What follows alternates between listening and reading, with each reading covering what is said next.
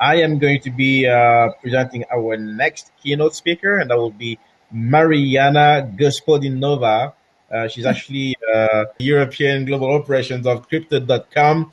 And by the way, Crypto.com is our premier sponsor. So thank you very much for being on this stage. And I look forward to hearing more about CeFi and DeFi. Please go on and do your presentation. Thank you for your kind presentation, John. And I'll be sharing my screen in a second with everybody.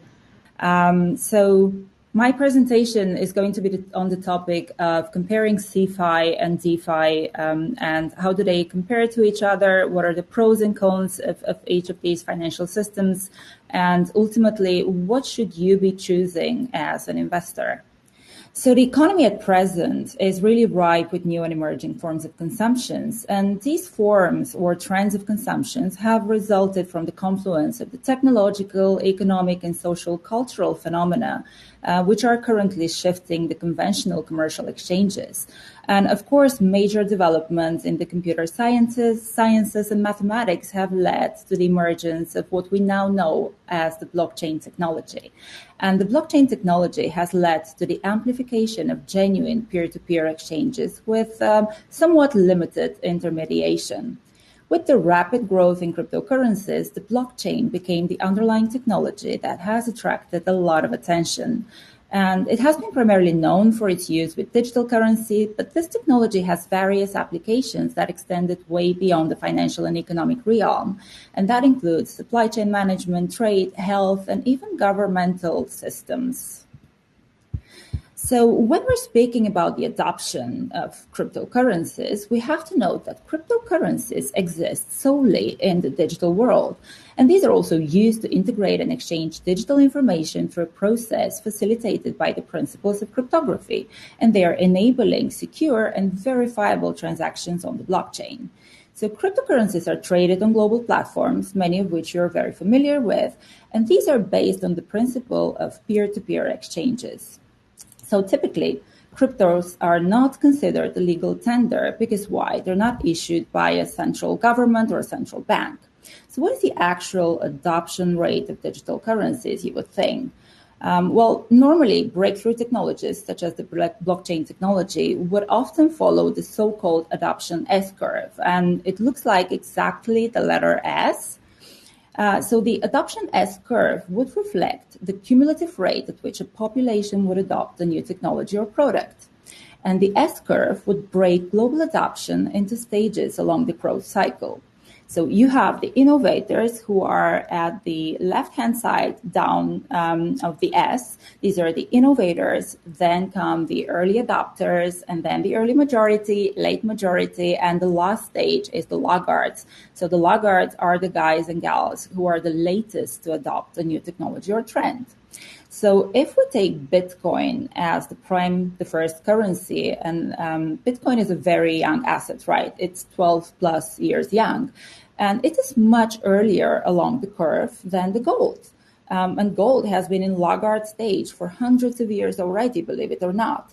So what we believe right now is that Bitcoin is actually in the early majority phase. And this is measured by the number of global investors and then the total amount invested in Bitcoin so far.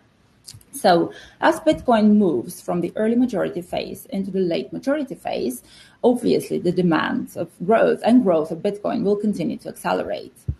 And since I have the great pleasure to be part of the Blockchain Africa conference, I would like to quickly mention the crypto adoption on the continent. Africa has been witnessing an increased cryptocurrency ownership, trade volumes, and interest in some authorities to put cryptocurrencies in a regulatory framework. Africa's population is young, very tech-savvy, and very curious, and is currently being challenged by the weaker local currencies and the very inefficient and extremely exclusive local financial services, which have actually sped up the adoption of crypto. As an example, in South Africa, the South African rand has declined more than 50% against the dollar in the past decade. We'll take Nigeria as another example. Nigeria has a very oil-dependent economy, right? And it has struggled a lot with low crude prices during 2020, so that the country's central bank actually had to devalue the currency twice only last year. Since the cryptocurrencies can provide holders with a more stable store of value, and due to the poor performance of the local economy, we are seeing a really increased peer-to-peer exchange activities on locally present trading platforms. Africa is in a really great position to play a key role in the world of digital currencies, and it is a place that many external companies currently explore for their next blockchain ventures. In particular, and that's not just my opinion that I share, Africa can play a really huge role in the adoption of DeFi. And why is that? Because the nature of DeFi products is actually fitting really perfectly into the developing landscapes. And now, when we speak of adoption of cryptocurrencies, right, one cannot not mention the role that institutions would actually play in the S-curve. Bitcoin and other cryptocurrencies are drawing increasing attention from mainstream financial institutions and Wall Street players. And this comes alongside the growth of interest from governments and regulators as well, because the industry's outlook continues to be subject to really furious debates. In a report published by the Citigroup, their strategists laid out a case for Bitcoin to play a bigger role in the global financial system, saying that the cryptocurrencies could become the currencies of choice for international trade in years ahead. Goldman Sachs, on the other hand, reported that they are restarting a trading desk for cryptocurrencies and that they will begin offering Bitcoin futures, amongst other products, this month, after they have halted a similar effort that they started earlier in 2018. So while banks continue to dip their toes deeper into the world of digital assets, there are a small group of corporations that are busy adding coins to their balance sheets. I cannot not mention MicroStrategy, the company led by the famous proponent of crypto, Michael Saylor, that announced that it has purchased additional amounts of Bitcoin, increasing its exposure to the crypto asset to almost 91,000 Bitcoins. Elon Musk, now also known as the Techno King, has made a $1.5 billion. This is a staggering investment in Bitcoin on the company's portfolio.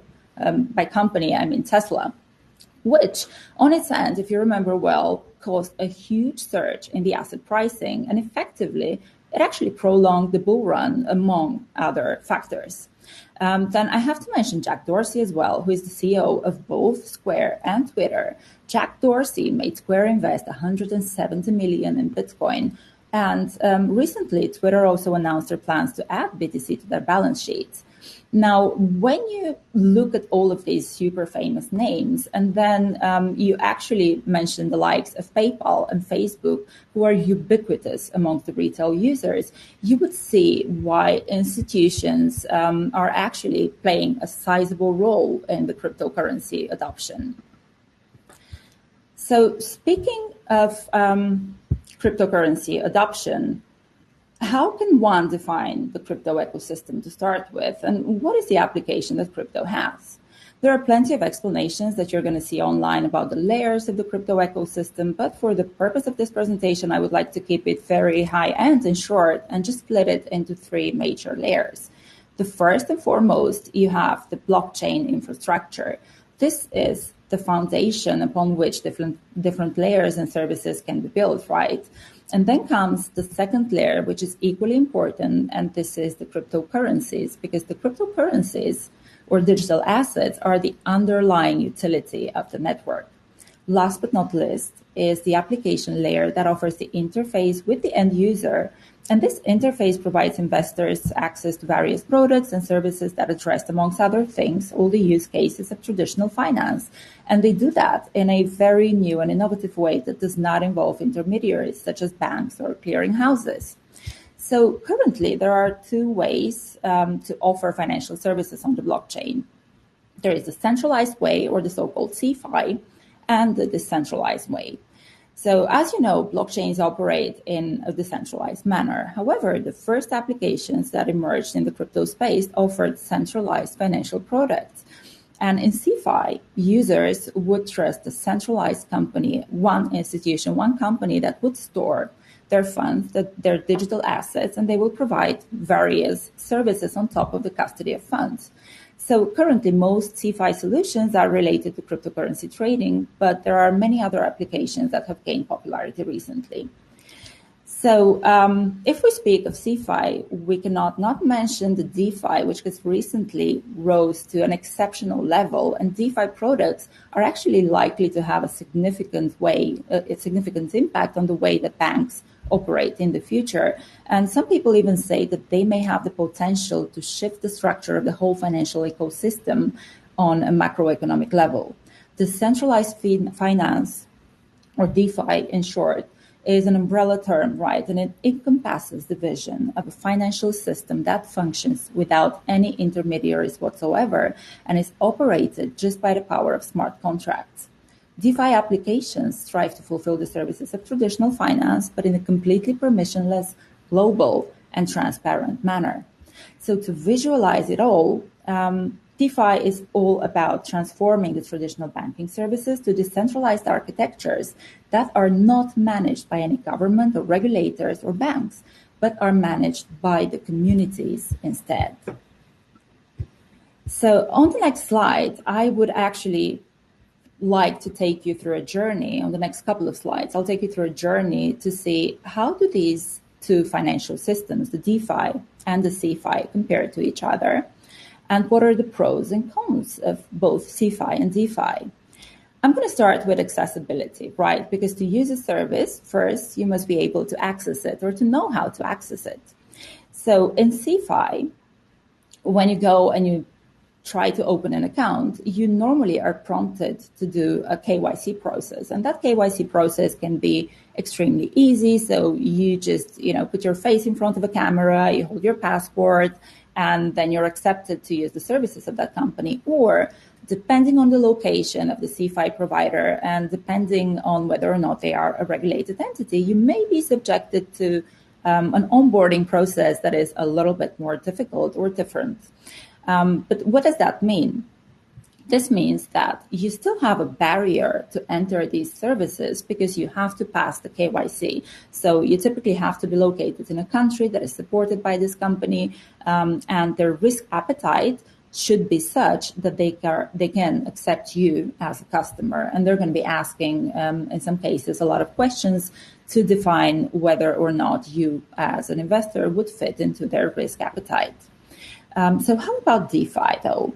How is DeFi accessed? Well, DeFi, to start with, is completely permissionless.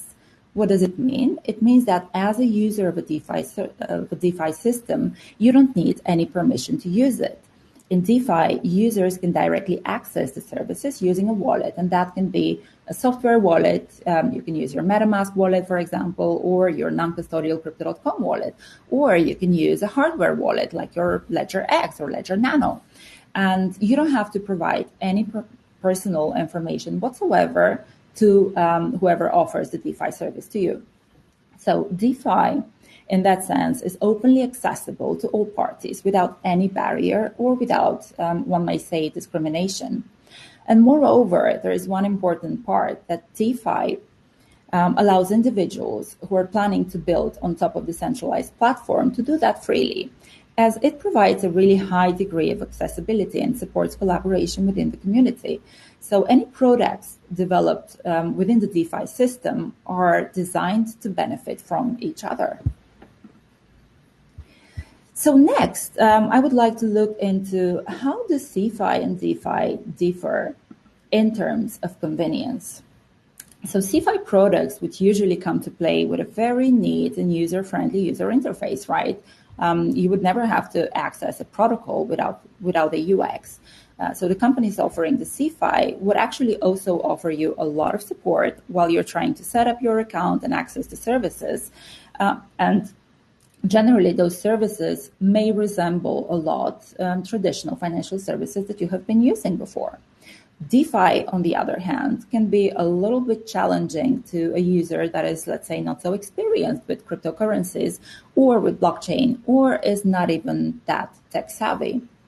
So DeFi requires a basic knowledge about crypto, about blockchains, and it could be a little bit less intuitive to a large number of users. if you think of it in relatable terms, if you had to introduce your grandparents to a blockchain-based financial service, would you go for a centralized product such as, let's say, the Crypto.com app, where they can register just holding their ID, and once they pass the KYC process of the company, they can buy and sell crypto, they can even order a card that works like the cards that they already have? Or would you rather introduce them to a DeFi product? Would you teach them how to set up a DeFi wallet, a non-custodial wallet, how to add assets to it, and how easy it would be to plug them into a platform like Uniswap, for example, and teach them how to swap their F, let's say, for Compound or for Nifties. So as you can see, the convenience, obviously, the pros would lay within the CeFi industry. But in my view, this can very easily change with the expansion and the growth and the development of DeFi products. So next, I would like to take a quick view of how do these services play a role as a bridge to traditional money. Again, CeFi, in its own nature, would provide a gateway where users could purchase crypto with fiat and sell crypto to fiat, right? And it's very easy for CeFi companies to offer fiat-related services because CeFi normally requires you to open a company, and this company, depending on their compliance with applicable laws and regulations, would be able to open a bank account and to open contracts with different providers. And these providers would offer you the option to have fiat added on your cryptocurrency exchange or cryptocurrency platform. On the other hand, DeFi would very rarely actually support fiat to crypto conversions. So users would have to kind of purchase their assets or the initial assets, let's say the F that you would be holding on your non-custodial wallet. You have to purchase it with fiat, ideally. If you don't have any cryptocurrencies, you have to purchase it with fiat and do so probably on CeFi providers. Apart from the ability to buy easily with fiat, CeFi exchanges actually support the trading of coins like Bitcoin, Litecoin, Ripple, and other popular coins that are offered on independent blockchain platforms. And because of the latency and the complexity of performing cross-chain swaps, DeFi services do not support these tokens. So CeFi can easily overcome that issue by getting custody of funds from multiple chains, right? And it is a significant benefit to the CeFi providers because they have access to the most frequently traded and high market cap coins, such as Bitcoin. So definitely it plays a role whether or not you're able to offer Bitcoin exchanges or Bitcoin trades on your platform. Next, I'd like to shortly overview how do these differ on privacy. So apart from the fact that CeFi normally would offer you a centralized approach, this means that a CeFi company would have full control over your privacy, over your money, and over your data. So as a CeFi user, you actually have to make sure that you have done your research about the company that you're using and whether or not this company has good governance principles and whether it's prudent enough and whether it has the ability to safeguard your data and your privacy, your personal information.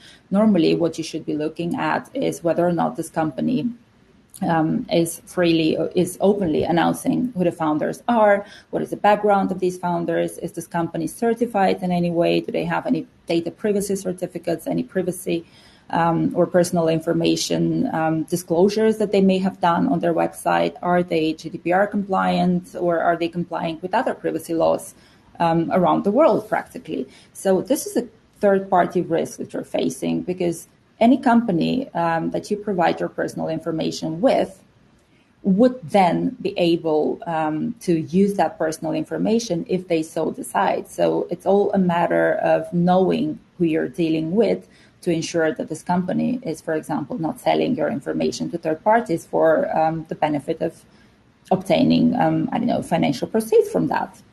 In DeFi, however, the situation is completely different, right? Because in DeFi, users would have full control over their data, their money, and their identity. And actually, DeFi is the exact environment, the exact world where one can benefit from the privacy perspective. And this has come as a selling point to a lot of the advanced blockchain users. So next is regulation. And I included that topic to make a very interesting point, right? So regulation is recently extremely popular amongst cryptocurrencies in the CeFi world. There are plenty of regulatory bodies that are looking on how to put legal framework around cryptocurrencies. There is the European Commission that has recently published a draft of MiCA, the European crypto regulation. There are various countries in Europe that already regulate blockchain innovative technology arrangements or cryptocurrencies. And I personally live in one such country that already has companies under its arm that are fully regulated by the Maltese Financial Services Authorities in the means of providing virtual financial asset services to the public, and Crypto.com is one of these companies. Then when we speak of DeFi and regulation, the whole concept of DeFi defies regulation, right?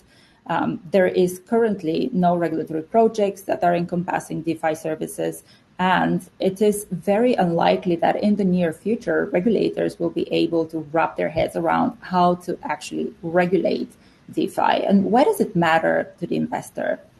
Normally, as a retail investor or even as an institutional investor, if things don't work the way you want them to work, there is one higher instance where you would be able to complain, especially as a retail investor. Let's say in the cases of the recent case of Robinhood, retail investors were actually able to complain to the regulator. And very often when you're not experienced, when you're entering a market that you're not quite sure how to make benefits from or how to use, you need an instance that is able to control the company that offers you services by the means of regulations. That's why regulation is important, particularly in the traditional financial world. But we have to take a note that us as society, we have evolved, but we are still, I would say, participants in the traditional financial world, and we are still used to operate or to live by the principles that governments would offer us, and the principle of protection and making sure that the regulator exercises a prudent oversight over entities that offer us financial products is really important to a lot of us. So next, I'd like to take a shot at the key risks that people are facing with CeFi and with DeFi products. So centralized exchanges would face a lot of attacks because they hold custody of user funds. And your funds are normally as secure as the safeguarding measures that the CeFi exchanges are willing to provide you with. What does it mean? Recently, I've had a discussion with an old friend of mine that told me that hackers are always on the lookout, right? And when the company becomes big enough, it's only a matter of time until they find a way how to attack that company. And normally, why do they do this?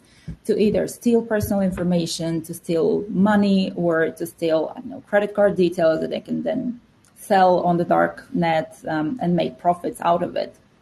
So when you put your funds in custody with centralized exchanges, you have to be fully aware of the risk that this exchange may suffer an attack. And if they don't have strong enough safeguarding procedures, they don't have insurance, they don't keep your digital assets in cold storage, your assets may diminish. Another instance would be, and we have seen various examples of exchanges that would actually go bankrupt because they're not able to sustain profitable operations. So these are all risks that you have to consider when you're choosing a CeFi project to put your money in. On the other hand, in DeFi, there is no such risk, right? Because the platform does not store user funds. So the only thing that you as an investor should pay attention to is the code and the consensus algorithm used by the DeFi project. And sometimes the underlying technology may come with bugs and other issues. And this is not unheard of, right? Due to the nature of DeFi, many of the protocols are built or developed by significantly smaller teams than the typical corporations would have. And these teams would have limited budgets. So that would normally increase the risk of smart contract bugs, right?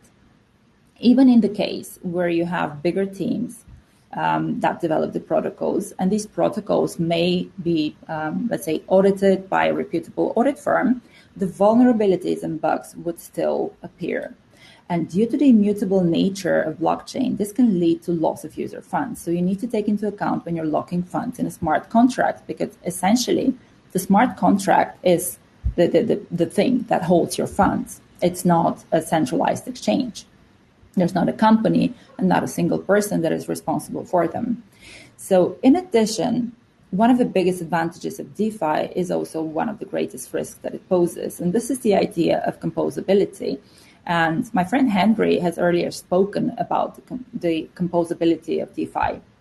So DeFi protocols are permissionless and they can seamlessly integrate with each other. What that means is that the entire DeFi system is heavily reliant on each of its building blocks. So this is what I refer to when I say that the applications are composable. They can easily work together. So why is this a risk, you would say? Well, if just one of these building blocks fails to perform, that poses a risk to the whole ecosystem and it may suffer out of that. So, for example, this is one of the highest risks that yield farmers would face with liquidity pools.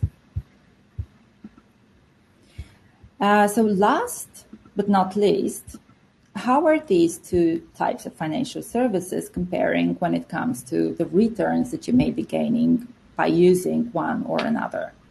So in centralized finance projects, you would very often see fixed returns. What do I mean? Take, for example, the Crypto.com application, where you can have an interest-bearing deposit. So if you're not a cryptocurrency trader and you're just a hodler, you may decide to put your crypto to work by putting it in an interest-bearing deposit. And you would have the option to choose a flexible deposit where you can take out your assets anytime you want, or you can have a fixed-term deposit where you can just park your assets for a fixed amount of time, and you would get an interest paid that is also fixed. So that interest can very often go up to 12%, depending on the assets that you're holding. And it's calculated on an annual basis. And in the case of the Crypto.com app, it's paid on a weekly basis to the holders of these cryptocurrencies. How about DeFi? Though DeFi differs a lot when it comes to the rewards that you could be getting, but it differs not just on the upside because the reward could be greater, but also on the downside because you could actually be losing money if you don't know the principles of DeFi yield farming. So yield farming is one of the most popular ways to put your crypto to work. The first step in yield farming would involve adding funds into a liquidity pool, right? And these liquidity pools are actually smart contracts that contain funds. So these pools would power a marketplace where the users themselves can exchange, borrow, or lend tokens. So once you have added your funds to the liquidity pool, you become a liquidity provider. So the DeFi protocols would enable, for the first time, anyone to borrow or lend money on a large scale, doing it between other participants, such as themselves, and without any intermediaries, which we're so used of, like banks or exchanges or clearing houses. So those applications would bring lenders and borrowers together, and they would set the rates automatically in accordance with supply and demand. So a lot of these protocols are truly inclusive and anybody can interact with them at any time from any location and with any amount. And typically, the estimated yield from farming is calculated on an annualized basis. So the commonly used metrics will be the annual percentage rate, the APR, or the so-called annual percentage yield, the APY. Normally, the difference between these two is that the APY would actually consider also compounding. And as you know, in finance, compounding means directly reinvesting the profits of your investment to generate more returns. And it is also to be noted that in DeFi, it is very difficult to calculate how much the yield would be on an annual basis, because yield farming is a very highly competitive market and it's very fast-paced. So the rewards could actually fluctuate very rapidly. For example, if a yielding strategy would work for a number of days or weeks or a year, a lot of farmers would actually jump to that opportunity, and that would cause the high returns to stop being so high. So the interest that you would be getting as a return would be much lower. In conclusion, I would like to kind of speak about the benefits of both centralized and decentralized financial applications, because they both have the same goal. They plan to make crypto trading popular and crypto hodling popular and improve the holding and the trading volumes of cryptos. However, these two ecosystems actually carry out their objectives in a very different manner. So CeFi would promise you security of funds, fair trading of these funds, and investors would actually be able to use conventional currency as well, so they can take part into the crypto trading. Moreover, centralized exchanges would provide customers with customer support services. So whenever things go wrong, you have not really an authority, but at least an entity to complain to before you go to the authority to complain to. On the other side, DeFi actually wants to make things intrusion-free. It provides a space for investors to implement their strategies without having to deal with an intermediary body. So both of these models would have pros and cons, right? And it only depends on the investor and the investor's needs. If you prefer transparency and privacy, then DeFi is definitely the right model for you. But what you have to remember is that you have to have certain level of technicality and be a little bit blockchain and crypto savvy to use those services. On the other hand, if your priority is trust and sharing of risks and flexibility and increased options to invest, you should definitely opt for CeFi. And with this, I would like to conclude my presentation, and I'm happy to accept any questions.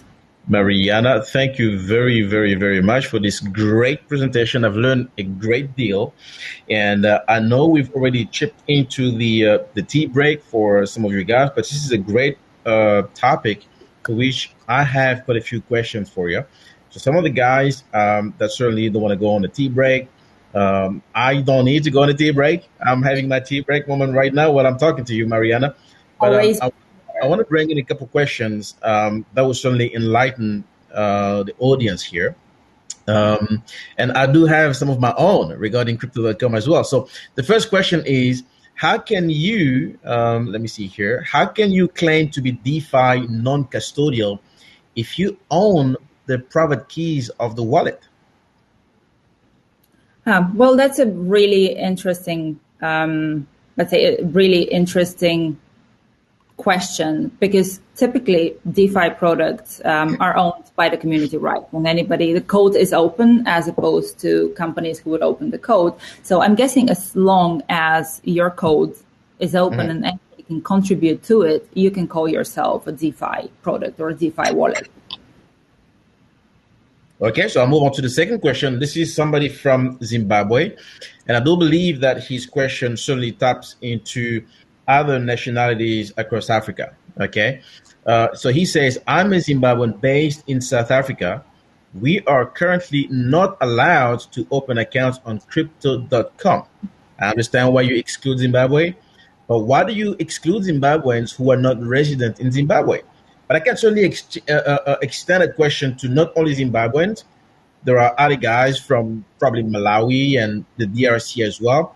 What are the criteria, and why are those countries excluded from being a part of crypto.com or similar projects like that around the world? Okay, so I'm really sorry that you weren't able to access the services, but I have to explain something very clearly. So first, for the app, the crypto.com app is available as long as it has been approved in the App Store of certain countries. And the App Store would have very stringent, let's say, measures when it comes to providing access to a certain application in certain countries. It could be related to regulatory stance of these countries. It could be related to other concerns that they may have. that applies also for the Google Play Store, not just for the Apple Store. But then on another hand, I have to say we don't exclude people based on their nationality. We don't discriminate people based on their nationality. And if for whichever reason that person who asked the question was not able to access, and he thinks he was not able to access the service because of his nationality, I would be very happy to assist in the onboarding process. And I'm happy for him to drop me a line in the common space, in the lobby, and I'll try to assist, because that shouldn't be the case on our platform. We are open for people with any nationality. Of course, jurisdictional restrictions would apply in cases where it concerns the country in which someone is a resident. Would you, just to add on that, Mariana, would you say that, because I know for a fact that certain countries are probably banned because of the geolocation or the political reasons or whatever. So through the IP address locator, automatically that entire country would be banned, irrespective of the people living in there and whatnot. So it's happened to me as well before. I am originally from the DRC, although I am a permanent resident in South Africa. So it happens to me. That question is valid not only for him, but for a lot more. I have another question here regarding your cards. When are they arriving in South Africa? But it's not only South Africa. It could also be probably the same reason as before, the other question, around other nationals across Africa. Sure. So we are actually working on a local solution in South Africa. I have a colleague of mine who manages the South African operations of the company. So I would say stay tuned, because launching a card, especially the way we do it, because we're trying to not just provide a white label card that is quickly whipped up by a number of participants, but we're actually owning the infrastructure. So it's really a lot of hard work to set up the relationship with Visa.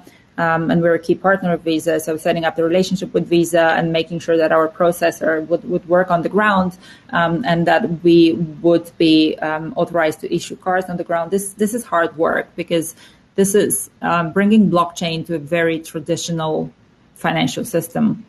So it takes a lot of time. However, we are working on a South African solution, and I'm not aware yet whether we would be able to distribute cards from South Africa to other parts of the continent, but I surely have my fingers crossed for that, because we do want to offer a global card coverage. Would you, just a second question to that, I think I'm just filtering quite a few questions and combining my thoughts into one. Would you say that card issuing, and I've seen that for most crypto projects, really, card issuing in Africa is an issue, really, especially when it comes to Visa and MasterCard. MasterCard has got a little bit of a program that is not as rigorous or stricter as Visa, especially when it comes to crypto adoption as well. What would you say are the limitations around those two trying to offer card services through platforms like yours across Africa specifically? I know that in Europe it's a lot easier and smoother, although sometimes in the US it could also be a little bit tricky. What would you say African nations need to do, whether it is in Namibia, South Africa, Nigeria, Kenya, African nations need to do for them to be easily onboarded and use these services as freely as possible, like the rest of the world?